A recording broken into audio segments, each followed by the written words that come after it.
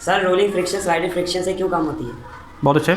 देखें भाई, rolling friction जो होती है उसमें क्या होता है, ये देखें आप लोग, अगर आपको ये पहिया नज़र आ रहा है तो ये ज़मीन के साथ सिर्फ एक नुक्ता इसका मस कर रहा है।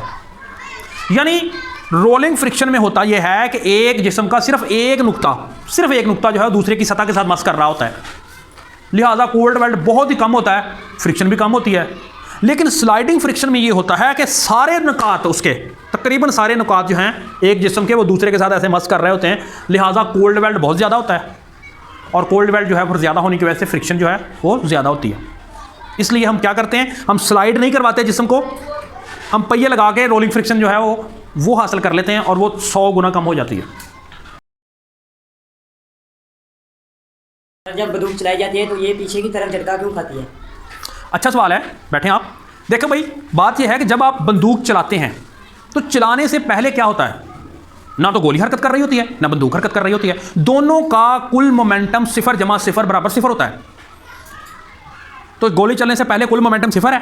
अब मोमेंटम के कंजर्वेशन का कानून यह कहता है कि अगर पहले मोमेंटम 0 है तो बाद में भी 0 होना चाहिए। लिहाजा होता यह है कि जैसे ही गोली चलती है तो गोली, अगर उसका मास छोटा m है, वो वेलोसिटी v के साथ आगे को हरकत करेगी। उसका कुछ ना कुछ तो मोमेंटम होगा ना। जितना भी उसका मोमेंटम होगा बेटा, उतना ही मोमेंटम फिर बंदूक का भी होगा, लेकिन सिमत मुखालिफ होगी।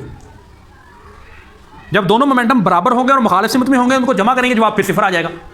लिहाजा ये याद रखें, मोमेंटम के कंजर्वेशन के कानून के तहत बंदूक का झटका हमेशा पीछे को ही लगेगा, क्योंकि गोली आगे को जा रही है। अगर गोली आगे को जा रही है तो बंदूक भी आगे को चली गई, फिर तो मोमेंटम 0 ना हुआ, फिर दोनों रकमें मुस्बत हो गई। एक मुस्बत होगी तो एक मनफी होगी। इसलिए जब भी आप बंदूक चलाएं अपने कंधे पे रखें खासतौर पे, तो ये ख्याल रखें कि झटका इसका पीछे को लगना है। सर जब मशीन के पुर्जों के अंदर ऑयल या ग्रीस हम डालते हैं तो उसकी फ्रिक्शन क्यों कम हो जाती है? वेरी गुड, अब्दुल गफ्फार बहुत अच्छे सवाल पूछते हैं। तो आज इनका तीसरा सवाल है। देखिए भाई, होता यह है कि जब हम ऑयल या ग्रीस डालते हैं पुर्जों के दरमियान तो फ्रिक्शन इसलिए कम हो जाती है कि पुर्जों के दरमियान जो कोल्ड वेल्ड होते हैं ना, कोल्ड वेल्ड, उनको तोड़ने में आसानी हो जाती है। जब उनके दरमियान ऑयल या ग्रीस होता है तो वहाँ पर क्या होती है, फिसलन पैदा हो जाती है। तो फिसलन पैदा होने की वजह क्या है कि नंबर एक तो कोल्ड वेल्ड बनते कम है। जब ऑयल या ग्रीस डाला होता है ना दरमियान में, तो नंबर एक तो ये है कि जो कोल्ड वेल्ड हैं, जो फ्रिक्शन का बायस बनते हैं, वो बनते ही कम है।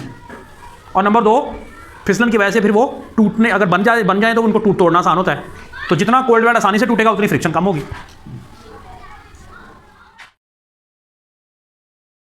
अगर एक्शन और रिएक्शन दोनों बराबर होते तो कोई जिस्म हरकत कैसे करता था? जी अच्छा सवाल है। देखें बच्चों, एक्शन और रिएक्शन यकीनन बराबर होते हैं और इनकी सिमत मुखालिफ होती है। न्यूटन का जो मोशन का तीसरा कानून है उसने हमें ये बताया हुआ है। और आपके ज़हन में ये बात होगी कि चूंकि ये बराबर भी हैं और मुखालिफ भी हैं, तो ये तो एक दूसरे को ज़ायल कर देंगे, कैंसिल आउट कर देंगे, तो फिर हरकत कैसे होती है? इसका जवाब ये है कि एक्शन एक जिस्म पे होता है और रिएक्शन उसी जिस्म पे नहीं होता, वो किसी दूसरे जिस्म पे होता है। जिसने एक्शन किया होता है उस पर रिएक्शन होता है।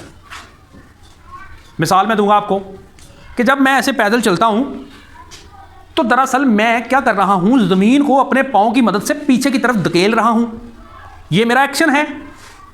और ज़मीन फिर उतनी ही फोर्स के साथ उतना ही धक्का मुझ पर लगाती है आगे की तरफ, लिहाजा मैं आगे की तरफ बढ़ जाता हूं। तो अगर एक्शन और रिएक्शन दोनों मेरे ऊपर ही होते या दोनों ज़मीन के ऊपर ही होते तो फिर कोई हरकत ना होती, क्योंकि दोनों बराबर होते हैं, दोनों मुखालिफ होते हैं। तो दोनों ने एक दूसरे को कैंसिल आउट कर देना था, ज़ायल कर देना था, ख़त्म कर देना था। लेकिन खुशकिस्मती कि एक्शन और रिएक्शन एक ही जिस्म पर नहीं होते। एक्शन एक जिस्म पर होता है और रिएक्शन दूसरे किसी जिस्म पर होता है। शुक्रिया।